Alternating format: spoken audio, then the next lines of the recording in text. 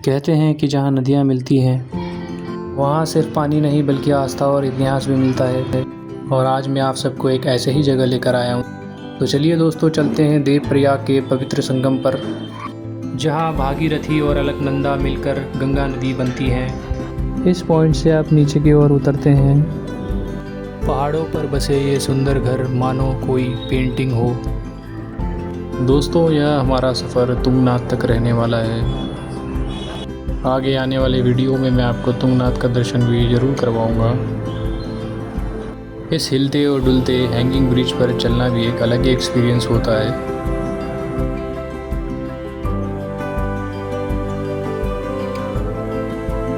दोस्तों, ये नदी आपको दिख रहा है, यह भागीरथी नदी है जो कि हिमालय के गंगोत्री ग्लेशियर से होकर आता है।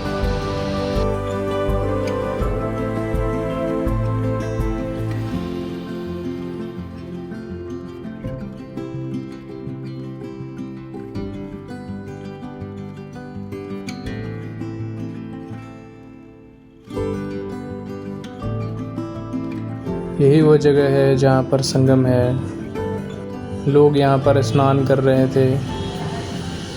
संगम को देखना मेरे जीवन का पहला और ख़ास अनुभव था।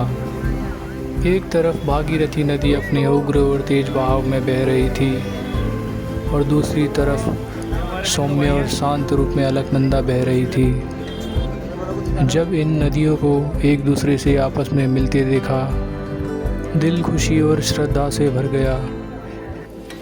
यह पवित्र संगम माँ के आरंभ का दिव्य स्रोत है। चेंज करने के लिए कपड़ा ना लेके आने की वजह से हमने सिर्फ गंगा माँ को प्रणाम किया। ये हमारे प्यारे मन्नू भैया और इन्होंने यहाँ गंगा मैया को जल चढ़ाया। संगम दर्शन करके हम फिर आगे बढ़ चले। हमारा अगला डेस्टिनेशन था माँ धारी देवी टेम्पल। उत्तराखंड के श्रीनगर और रुद्रप्रयाग के बीच अलकनंदा नदी के किनारे स्थित यह मंदिर काफ़ी प्रसिद्ध है। माता धारी देवी को उत्तराखंड की रक्षक देवी भी माना जाता है। यहाँ के लोगों का मानना है कि माता इनको यहाँ प्राकृतिक आपदाओं से बचाती हैं। माना जाता है कि माता की मूर्ति दिन में 3 बार यहाँ रूप बदलती है। सुबह कन्या, दोपहर को युवती और शाम को वृद्धा रूप में दर्शन देती हैं। यह मंदिर 4 धाम यात्रा के मार्ग पर पड़ता है, इसलिए सभी भक्तजन यहाँ पर दर्शन करने ज़रूर आते हैं। कई लोग मानते हैं कि केदारनाथ 2013 आपदा मंदिर को हाइड्रो प्रोजेक्ट के लिए शिफ्ट किया गया था, इसलिए आई थी।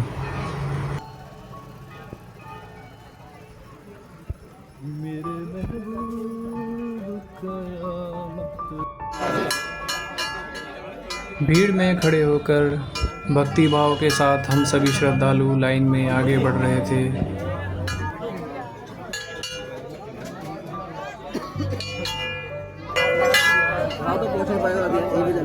माता के मंदिर में आपको खूब सारी ये सुंदर घंटियाँ टंगी हुई मिल जाएंगी।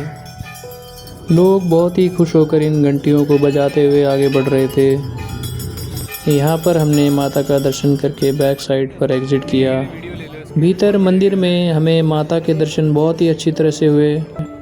वहाँ पर मंदिर में टास्क फोर्स भी थी जो कि भीड़ को व्यवस्थित कर रही थी।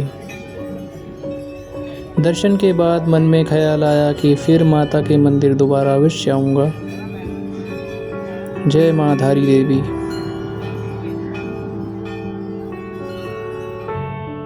दोस्तों, इसके बाद हम अगले डेस्टिनेशन पर पहुँचे, ओमकारेश्वर ऊखीमठ।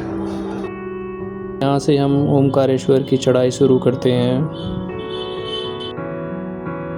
यह मंदिर उत्तराखंड के रुद्रप्रयाग जिले के ऊखीमठ में स्थित है।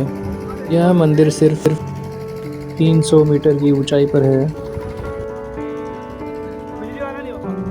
पहाड़ों में आप हर पौधों को टच ना करें।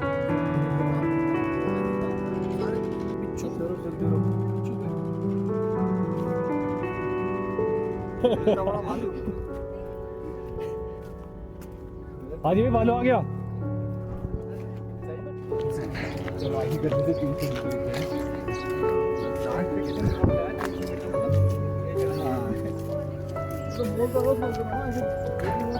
भाई हम ही तो बोल रहे हैं तो हट गया था भाई छोटा वालू मंदिर जा रहा हूँ क्या चाहे ओए सारे रिकॉर्डिंग कर रहा था और क्या पूरी रिकॉर्डिंग जो जो बोला सब आया वैसे।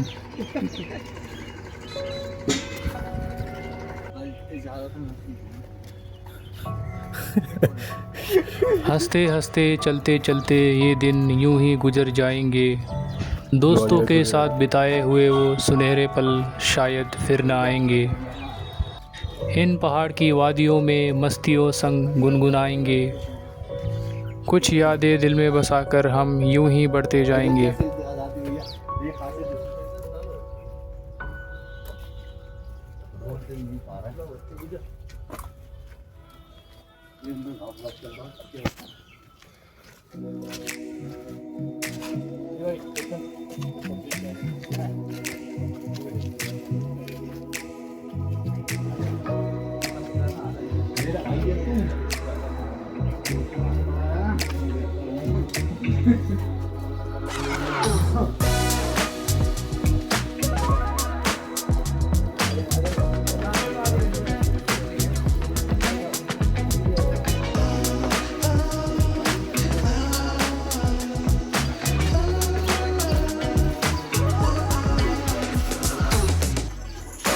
दोस्तों आपको इस मंदिर में बहुत ही शांति की अनुभूति होगी क्योंकि यहाँ पर भीड़ भाड़ बहुत ही कम होता है। यह मंदिर इसलिए खास है क्योंकि सर्दियों में केदारनाथ टेम्पल की पूजा यहीं से होती है। बाबा का यह मंदिर विशाल पत्थरों से जोड़कर बनाया है जो कि देखने में काफ़ी सुंदर है। जय बोले